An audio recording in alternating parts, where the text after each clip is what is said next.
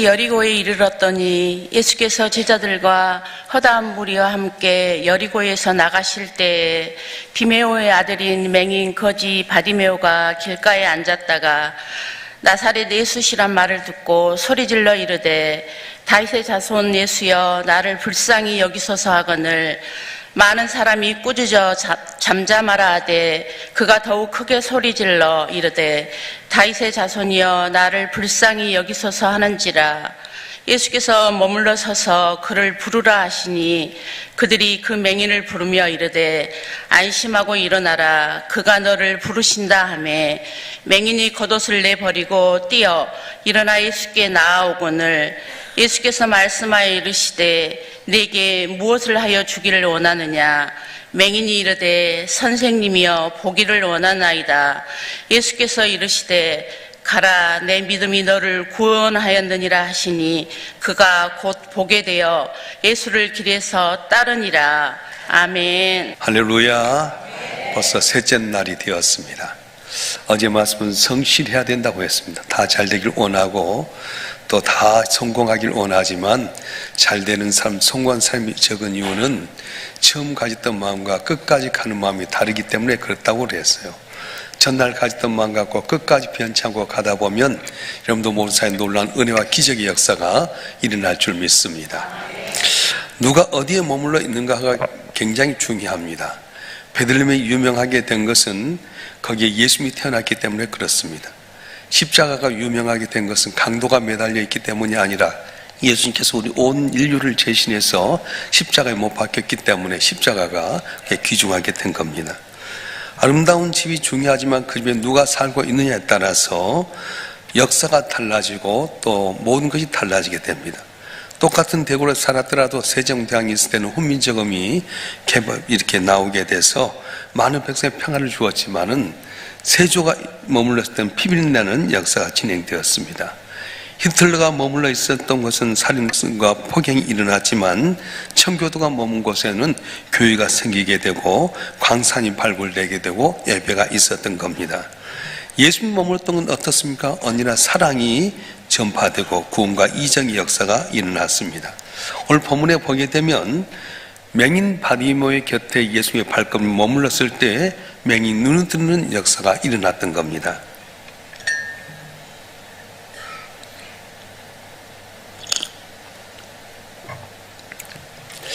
예수님은 항상 바쁜 모습으로 사셨습니다. 잠시도 머물러 계시지 않았습니다. 오늘 말씀에도 보면은 예수께서 여리고에서 이제 도착했다가 내려가는 중에 이 맹인 바디메오가 부르짖습니다. 나사렛 예수여 나를 불쌍히 여겨주소서. 다윗의 자손 나를 불쌍히 여겨주소서. 주위 사람들은 시끄럽다 조용하라고 했지만은 다시 부르짖는 바디메오의 소리를 들으신 주님께서는 가던 발걸음을 멈추시고 외면하지 않고 머물러 서셨습니다. 사실 예수님 머문 곳에는 많은 군중이 모여들었습니다. 베세다 들녘에서도 그러했고 삭개의 집에도 그랬습니다. 그런데 길을 가다가 누군가 부르짖었을 때 발걸음을 머문 적은 별로 많지 않습니다. 다른 사람들은 예수님을 향해 부르짖는 소리를 소음으로 들었지만은 예수님은 이 맹인 바디메오의 부르짖음에 귀를 기울이셨습니다. 예수님의 마음은 간절히 부르짖는 절규에 귀를 기울이십니다. 다윗의 자손이여 나를 불쌍히 여기소서. 이 에마디의 부르짖음이 예수님의 발걸음을 머무르게 만드셨고 결국은 기적의 역사가 일어났던 겁니다. 여러분의 부르짖음도 놀라운 이력을 발휘할 수 있습니다. 여러분도 예수님의 발걸음을 멈추게 할 수 있는 능력이 있습니다. 어떻게 하면요, 여러분의 눈물이 있을 때 좀 가던 발걸음 멈추십니다. 여러분 정말 주님만이 내게 필요합니다라고 외치게 될 때 가던 발걸음을 멈추시게 되고 놀라운 은혜를 베풀어 주십니다. 이번에 저와 여러분 한 분 한 분 기도하게 될 때 아름다운 미사 요구가 필요한 그런 기도가 중요하지 않습니다. 웅변적인 기도도 필요하지 않고요, 남들이 들을 때 아름다운 멜로디 같은 기도 소리가 중요하지 않습니다. 나는 주님이 필요합니다. 주님 없이는 살 수 없습니다. 외마디 비명일지 모르지만 주 앞에 눈물을 갖고 부르짖으면 우리의 중심을 보신 주님께서 가던 발걸음을 멈추시고 이 바디메오를 고치셨던 것처럼 우리의 기도를 들으시고 눈물을 보신 하나님께서 은혜를 주고 복을 내려 주실 줄 믿습니다. 히스기야가 죽을 수밖에 없는 병에 걸렸을 때 이사야 선지자를 통해 말씀하십니다. 너는 가서 내 종 히스기야에게 말해라. 넌 정령 죽고 살지 못하리라. 이 말을 들었던 히스기야가 낯을 벽으로 향해서 하나님께 울부짖습니다. 주여 불쌍히 여겨 주시옵소서. 주님밖에 없습니다. 이 나라가 누란의 위기 속에 있습니다. 저마저 죽으면 이 나라를 어떻게 합니까? 주님 도와주십시오. 주여 도와주시옵소서.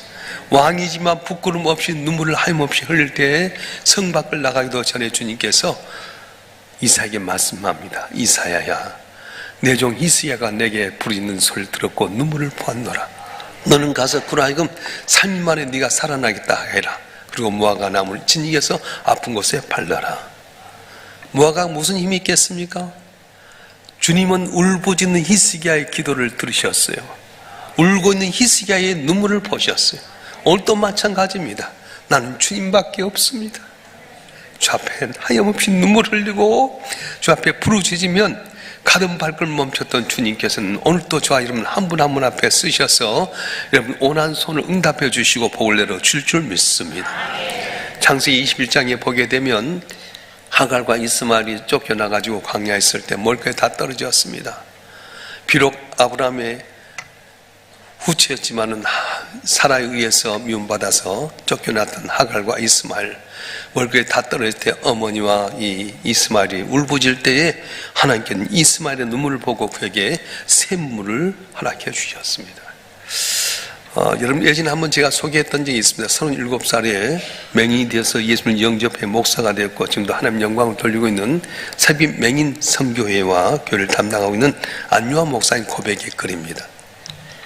안요한 목사님 아버님께 늦게 신학을 하셨어요. 그리고 이제 애를 못 갖다가 아들 낳으면 요한이라고 지어야 되겠다 생각했는데 늦둥이 아들을 보게 됩니다.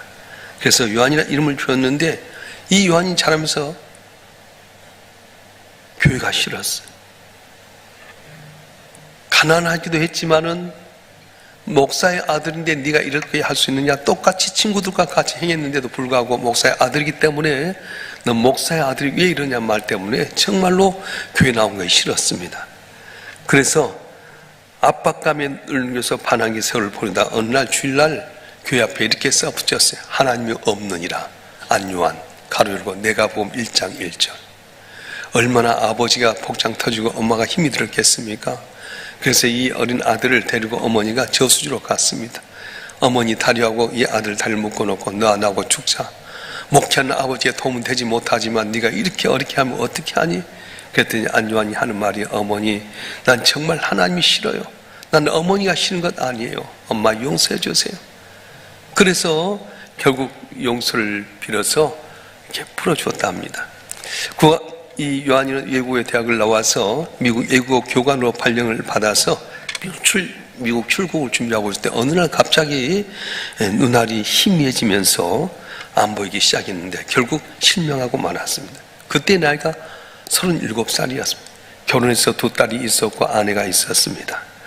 그런데 맹인으로 두 눈을 잃어버리고 나니까 다 가까이 있는 사람도 떠나버리고 아내도 딸들도 떠나버리고 말았습니다. 비 오는 날이면 비를 맞으면서 하염없이 흘러낸 눈물로 세월을 보내면서 자살 시도했지만은 자살은 또 뜻대로 하지 않았다고 합니다.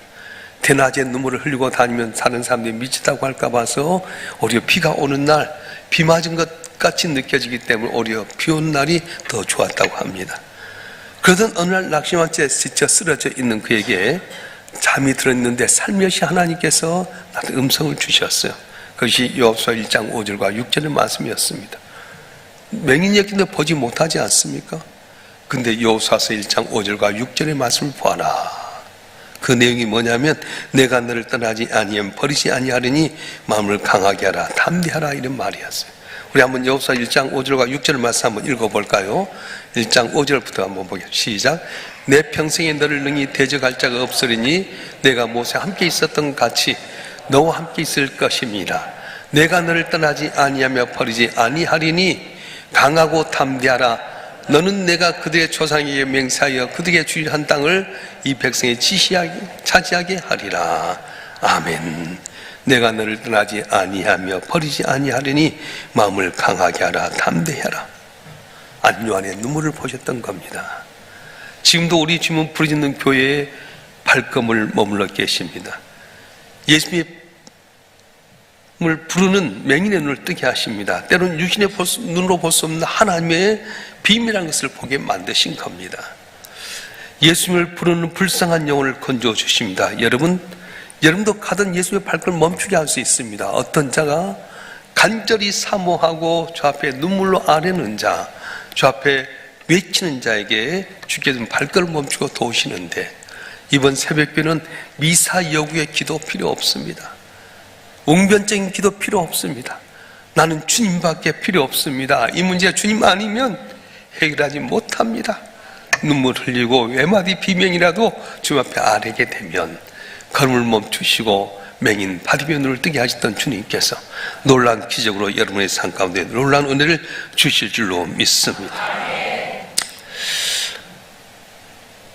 예수님은 아무리 분주하고 바빠도 예수님을 찾는 자에게 외면한 적이 없습니다. 예수님의 사마리아와 갈릴리 사이로 가게 할 때 나병 환자 10명이 나와서 부르짖습니다. 예수 선생님, 우리를 긍휼히 여기소서. 나병으로 말미암아 성대가 다 무너졌습니다. 나병으로 말미암아 몸 문드러져 사람밖에 갈 수 없습니다. 그런데 그들이 예수 선생이여 우리를 긍휼히 여기소서 했을 때 예수님이 그들을 고쳐주셨습니다. 오늘 또 절망 속에 부르짖는 성도들의 소리를 들으시고 발걸음을 멈추신 우리 주님은 죄인들의 탄식 소리를 방관하지 않고 불쌍한 영혼을 울부짖는 소리를 거절한 적이 없습니다. 그렇게 당당했던 헤롯 왕도 예수님의 발걸음을 멈추지 못했습니다. 빌라도가 예수님이 가시는 십자가 길에서 발걸음을 멈추지 못했습니다. 베드로가 주님 가시는 골고다 언덕길을 결국은 발걸음을 멈추게 할 수 없었습니다. 예수님의 발걸음 멈추는 곳에 기적이 일어나고 사랑의 사건이 일어나고 구원의 은총이 있는데 누가 예수님의 발걸음 멈추게 하신 겁니까? 환자라고 다 가능한 것 아닙니다. 제자라고 다 가능한 것도 아닙니다. 권력 가지고 또 다 가능한 것 아닙니다. 그러면 도대체 누가 그렇게도 분주하게 움직이는 예수님의 발걸음을 옮길 수 있다고 하는 겁니까? 먼저는 예수를 필요로 하는 사람입니다. 따라서 합시다. 예수를 필요로 하는 사람. 예수를 필요로 하는 사람. 그렇습니다. 예수님 아니면 살 수 없다고 외치는 사람에게 주님은 멈춰서게 된다고 하는 겁니다. 예수님은 사람의 외모에 관심이 없습니다. 여러분 교회 나올 때요, 당기고 바르고 막 변장해도 주님 거기에 관심 없어요. 예수님은 사람의 마음에 관심이 있습니다. 인간의 중심을 보시길 원하십니다. 절망한다고 다 찾아가지 않습니다. 부자든 가난한 사람이든 배우든 못 배웠든 주님이 내게 필요하다고 하는 사람에게 머물러 서서 기적을 베푸신다고 말씀하셨습니다. 우리가 사람은 늘 풍성한 건 아니지 않습니까? 살다 보면 부족할 때도 있고요. 또 문제는 우리에게 무엇이 필요한지 정확히 아는 것이 우선이 돼야 된다는 거예요. 뭐가 필요합니까? 돈이 없는 자는 돈을 얻기 위해서 돈 있는 사람 찾아가야 되고, 몸이 아픈 사람은 몸을 고치기 위해서 병원을 찾아가야 됩니다. 그런데 성경이 보면 돈이 필요하든 병을 고치기 위해서든 누구니 다 필요한 일이 있을 때마다 하나님을 찾아왔어요. 구약 성경에 보게 되면은 다 무엇이 필요한 거 있으면 하나님께 나갔습니다. 그렇습니다. 하나님께 나가면 병든 자도 낫게 될 줄 믿습니다. 돈 없는 자도 해결될 줄 믿습니다. 문제 있는 가정의 문제도 정신병 환자에도 다 주님 앞에 나가면 해결될 줄로 믿습니다. 우리 인생을 책임질 분 누굽니까? 예수님 한 분뿐입니다. 전능하신 하나님의 아들이 우리에게 필요한 것을 공급하기 위해서 하늘 보좌를 보시고 이 땅에 오셔서 십자가에 못 박혀 주께 희생하신 이유는 뭐냐면 우리의 필요를 다 알기 때문에 주의 필요를 아는 자에게 오셔서 문제를 해결해 주시는데, 저 여러분 한 분 한 분이 항상 주님을 나의 구주로 모시고 나는 주님밖에 없습니다 고백함으로 말미암아 이번 여러분 원한 소원이 다 응답되고 문제가 해결되는 기적의 길 주님을 축원합니다. 축원합니다.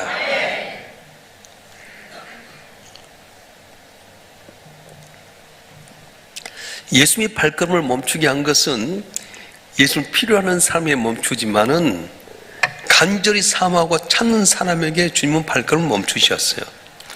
바디메오가 다윗의 자손 예수여 나를 불쌍히 여기서 부르짖는 것은 아름다운 소리로 목청을 가다듬어 산 것 아닙니다. 곱게 부른 것도 아닙니다. 소리 질렀습니다. 여기서 소리 질러라 말은 헬라 언어로 뭐 크라젠이란 말인데 에마디 비명과 사람 살려 하는 것처럼 나를 도와주세요. 나를 구원해 주세요. 다윗의 자손이여 불쌍히 여겨주세요.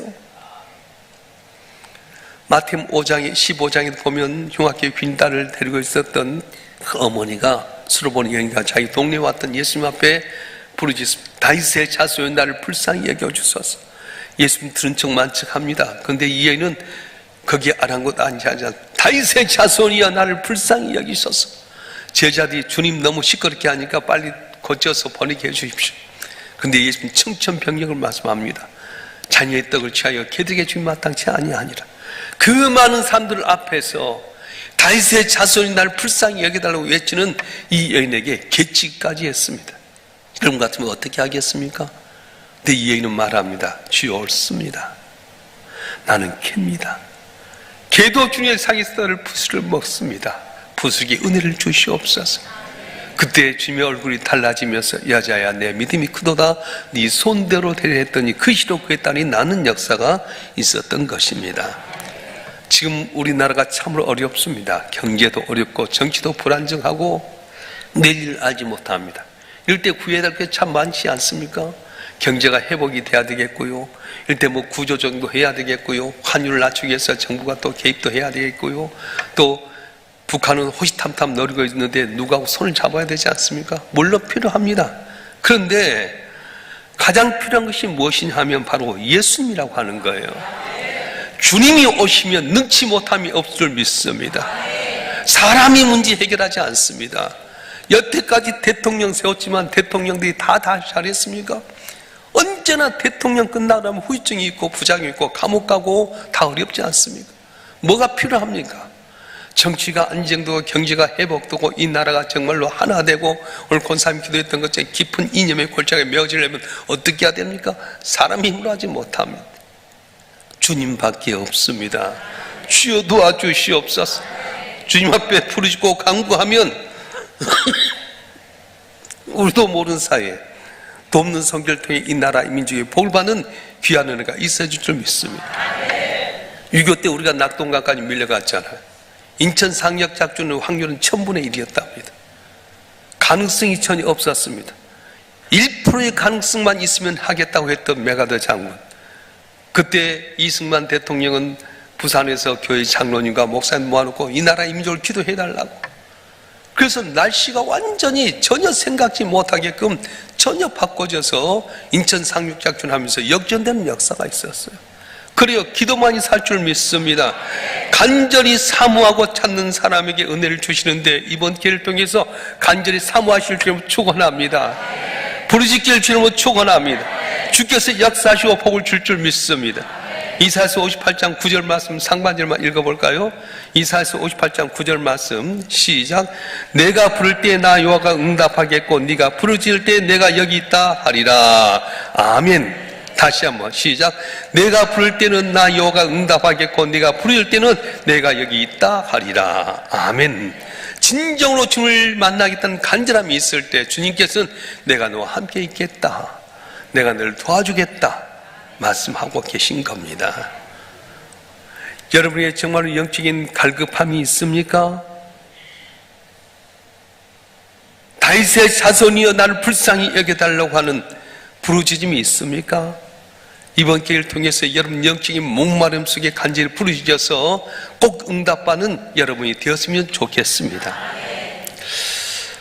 이제 우리가 주의 발걸음을 멈춘 데 있어서 중요한 것 중에 하나는 내 자기 누군가 알고 구한다는 것입니다.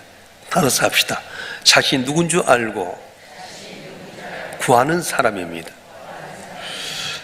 나를 긍휼히 여기소서, 이 말이 굉장히 중요합니다. 예수님이 왜 이 땅에 오셨습니까? 의인을 부르러 온 것이 아니라 나는 죄인을 부르러 왔노라 그렇게 말씀하셨어요. 우리는 내가 할 수 있다고 생각하는 순간부터 주님께서는 멀리 관망하십니다. 애들도 어떻습니까? 엄마 아빠를 의지할 때 엄마 아빠가 다 해결해 주지만 자기 힘대로 살려고 할 때 관망하는 거예요. 애들이 언제부터 고난입니까? 유치원 갈 때부터 고난입니다. 나 혼자 걷기 시작할 때부터, 나 혼자 뭔가 해보려고 할 때부터, 그때부터 고난이. 오늘 저와 여러분 한 분 한 분 내가 힘 있는 것 같아도 나는 아무것도 안 합니다. 주여 나는 죄인입니다. 나를 긍휼히 여겨주시옵소서. 불쌍히 여겨주시기만 해도 다 들으신 주님께서 문제를 해결할 줄 믿습니다. 예수의 발걸음을 멈추게 한 사람들의 공통점이 있다고 한다면 그것은 부르짖는 것이었고, 부르짖음의 내용은 뭐였냐? 나를 불쌍히 여기소서, 그렇게 구했다고 하는 겁니다. 긍휼히 여겨주시옵소서. 기도를 많이 할 필요 없어요. 중언부언할 필요가 없어요. 주여 나를 불쌍히 여겨주시옵소서. 긍휼히 여겨주시옵소서. 난 주님 필요합니다. 주님만이 내 문제 해결할 수 있습니다. 나는 죄인입니다. 나는 정말 용서받지 못할 죄인인데 주여 긍휼히 여겨주시옵소서. 하나님이 원하신 상한 심령의 기도입니다. 참회의 기도, 통해 자복하는 기도, 긍휼을 구하는 기도라고 말씀하셨어요. 여러분, 문제가 없으면 은혜도 없습니다. 그런데 문제가 있다고 하는 건 내가 살았다는 증거 아니겠습니까? 기회는 난간을 무릅쓰고 도전하는 사람에게 찾아오게 됩니다. 48절에 보게 되면 바디메오가 부르짖을 때에 사람들이 다 조용히 하고 잠잠하라고 합니다. 소리 지르지 못하게 합니다. 그런데 바디메오는 아랑곳하지 않습니다. 장애물과 문제거리와 위기를 두려워하면 기회도 없습니다. 여러분, 주 앞에 나올 때 많은 장애물이 있고 문제거리가 많이 있지만 주 앞에 나올 때에 길이 열려질 줄 믿습니다. 가장 위험한 것은 안전한 자리에 있을 때에 위험하다는 거예요. 흐르는 물은 썩지 않습니다. 구른 돌에는 이끼가 끼지 않습니다. 그런데 멈춰있는 물은 아무리 쾌적한 환경에 있다 할지라도 언젠가는 썩게 되는 겁니다. 문제 없는 건 여러분 기뻐하지 마세요. 문제가 있기 때문에 주 앞에 나서 기도할 수 있는 것, 그것이 바로 내게 은혜입니다. 문제 없다고 여러분 하나님 곁을 떠나고 결국은 나한테 그때부터는 사탄이 살그머니 들어오는 거예요. 우리 권사님 여러분들이 저를 위해서 기도해 주셔서 참 감사해요. 감기 한번 들어오면 나가기까지 얼마나 오래 걸리는지 몰라요. 목회하기 때문에, 앞에 설교하기 때문에 별별 방법 다 안 써봤겠어요? 우리 권사님 한 분은 콜데인을 갖다 주시기도 하고. 콜데인이 뭔지 알아요? 요새 빨간 거 파란 거 돼갖고 이거 드십시오. 어떤 분은 홍삼을 드리기도 하고요. 어떤 분은 또 타미플루라고는 약도 주고, 약을 너무 많이 줘서 그런지 모르지만은 하여튼 이거 먹고 저거 먹고 링거 맞고 그래도 한 번 들어오면 이거 어려워요. 요즘 인터넷 보면 2달 걸린다고 하지 않습니까? 안전하다고 편안하다고 방심하다 한 번 들어오면 나가기가 너무 어렵다는 거예요. 근신하라 깨어라 온수막이 사는 운사지 산길차 찾고 있다고 하는데, 여러분 영적인 전쟁 가운데 승리의 비결은 뭐냐면, 내게 문제가 있을 때 주님 찾고 주 앞에 나갈 때 주께서 내 문제 해결해 주고 복을 내려 주실 줄 믿습니다. 바디오는 메시아 천대 속에 찾은 예수님의 긍휼을 입어야 한다는 일념으로 외치게 됩니다. 예수 앞에 감히 설 수 없는 존재임을 깨달았습니다. 그러나 더욱더 크게 외칩니다. 다윗의 자손 나를 불쌍히 여기소서. 99%의 난간이 있어도 1%의 가능성만 있으면 시도하려고 하는 결심이 그에게 있었습니다. 1%의 가능성을 바라보고 저 앞에 나왔어요. 여러분, 사람 볼 땐 불가능한 것 같지만 주님은 가능할 줄 믿습니다. 제 목회 신념이 뭐냐 물어본다면, 성경에 있는 모든 기적이 오늘 또 일어난다고 하는 거예요.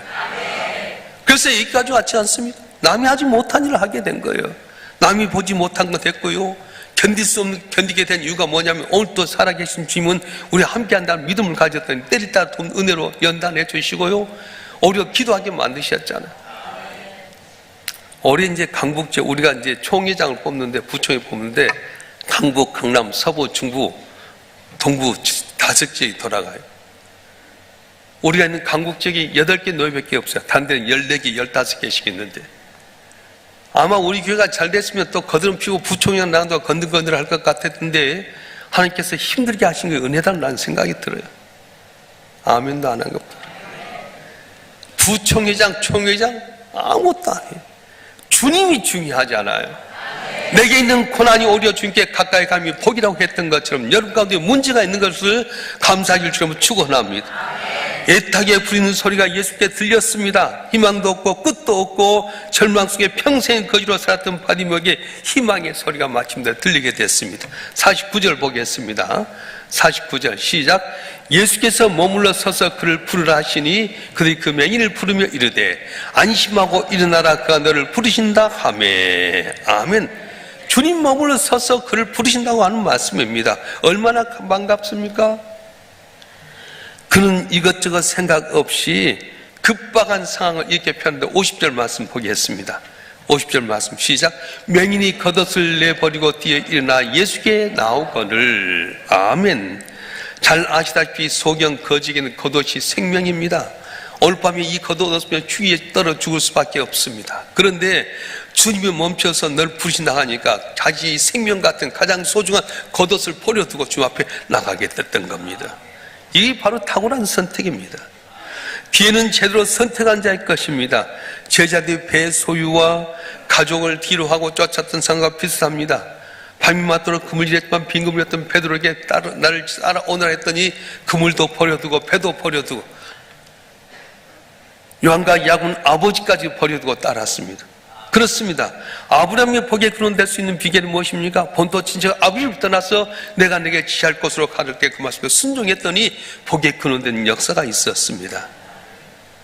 야, 겉옷까지 버려두고 생명 같은 겉옷까지 따라 벗고 가면 다 응답받아야 되지 않겠어요? 근데 또 주님은 물어보시는 거예요. 51절 말씀 보겠습니다. 시작. 예수께서 말씀하여 이르시되 내게 무엇을 하여 주기를 원하느냐? 맹인이 이르되 선생님여 보기를 원하나이다. 아멘. 예수님은 끝까지 물어보십니다. 뭘 보기 위해서? 믿음을 보기 위해서. 여러분, 이번 새벽기도 중요합니다. 오늘 권사님 기도 첫날 아브라함의 복 받은 것부터 시작해서 어제까지 성신앙까지 이야기했는데 오늘 주신 말씀처럼 우리가 주님이 정말 필요한 자에게 좀 머무신다는 거예요. 사모하고 갈급한 자에게 주께서 발걸음을 멈추시고요. 주님께는 더 중요한 것이 바로 우리 삶 가운데서 자기 누군 줄 알고 주님 앞에 믿음으로 구한 자에게 발걸음을 옮기셔서 복을 주신다고 하는 거예요. 주님께 여러분 물어보면 내가 뭘 해주길 원하느냐? 속을 말씀하. 뭘 해주길 원하느냐? 말씀하셨어요? 그만하면 될 것 같은데 주님은 끝까지 물으십니다. 왜요? 믿음 보시기 위해서. 객기나 연기만으로 주님의 복을 받을 수는 없습니다. 지나는 예수께 큰 소리를 외치는 것이나 겉옷을 버렸다는 것만으로 믿음이 있다고 할 수는 없는 것입니다. 그래서 주님은 그의 믿음을 보기를 원하셨습니다. 그래서 바디메오가 믿음으로 고백합니다. 맹인이 이르되 선생님이여 보기를 원하나이다. 그의 믿음을 확고했습니다. 여러분, 누가 여러분에게 뭘 해주기를 원하냐고 물으면 확실히 답할 수 있어야 돼요. 바디메오의 고백을 드렸던 주님이 뭐라고 말씀하십니까? 52절 말씀 읽겠습니다. 52절 시작. 예수께서 이르시되 가라 내 믿음이 너를 구원하였느니라 하시니 그가 곧 보게 되어 예수를 길에서 따르니라. 아멘. 할렐루야. 아무리 분주하신 주님이라도 우선 주님의 발걸음을 멈출 수 있는 비결이 있습니다. 주님의 발걸음을 멈추기만 하면 기적이 날 수 있습니다. 이 시간 여러분 한 분 한 분도 주님의 발걸음을 멈추게 하는 여러분 되길 주님 축원합니다. 여러분 한 분 한 분이 간절히 사모하는 나는 주님밖에 없습니다. 간절히 사모하고 부르짖고 정말 주님 앞에서 내가 누군 줄 알고 참회의 기도, 용서의 기도, 긍휼의 기도를 구하면 가던 발걸음 멈추신 주님이 여러분에게 묻는 거예요. 뭘 해주기를 원하느냐? 그까지 믿음 갖고 구할 때 능치 못함이 없는 하나님의 기적이 내 믿음대로 될지어다 응답될 줄로 믿습니다. 할렐루야. 우리 두 손 들고 기도하십시오. 여러분 과연 주님이 필요합니까? 난 주님 아니면 살 수 없습니다는 그런 제목이 있습니까? 그걸 갖고 외치고 부르짖으십시오. 사모하십시오. 나는 죄인입니다. 은혜 아니면 살지 못합니다. 믿음 갖고 부르짖으십시오. 주께서 응답해 주실 줄 믿습니다. 귀여 3장은 통수로 기도하겠습니다.